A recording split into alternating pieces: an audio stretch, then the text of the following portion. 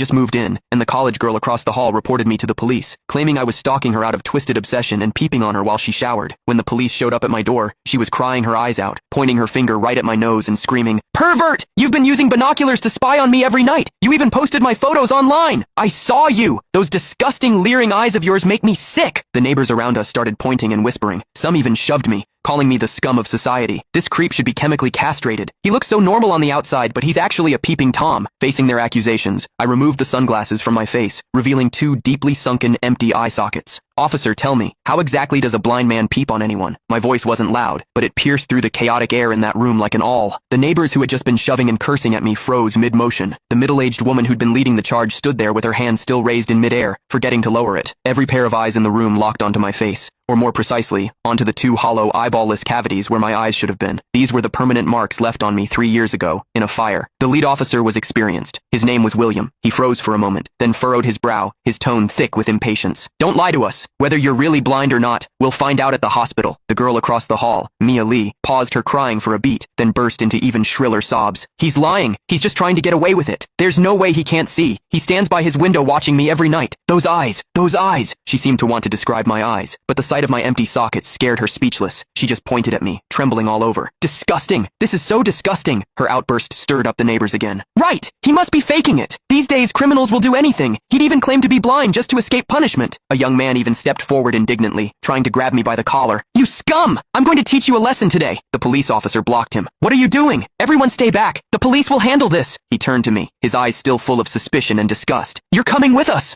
I didn't resist. I calmly held out both hands. Cold metal touched my wrists. Two younger officers flanked me on either side and led me toward the elevator. Behind me, Mia's crying mixed with the neighbors' curses into a chaotic din. "Scum of society! Get out of our community! Hope you rot in prison!" I could see the righteous expressions on their faces. I could also hear the pleasure in their voices as they trampled me into the mud. I stepped into the elevator. The metal doors slowly closed, cutting off the noise from outside. One of the younger officers, probably new to the job, couldn't help but ask me quietly, Are you really blind?" I tugged at the corner of my mouth but didn't answer. The other officer patted his shoulder, signaling him to keep quiet. But I knew that in their minds, the scales had already tipped completely in favor of that tearful young girl. After all, it was a young, pretty, pitiful college student on one side, and on the other, a suspicious man living alone, wearing sunglasses. In their eyes, it was crystal clear who was the victim and who was the perpetrator. What they didn't know was this. Sometimes, what the eyes see is the biggest lie of all. And I, a blind man, had seen something that none of them had. For instance, when Mia accused me, her heartbeat was steady, without a single ripple of genuine emotion. The interrogation room at the police station was harshly lit by fluorescent lights, and the air smelled faintly of mildew. I sat on a cold metal chair. Across from me were William and a female officer taking notes. "Name?"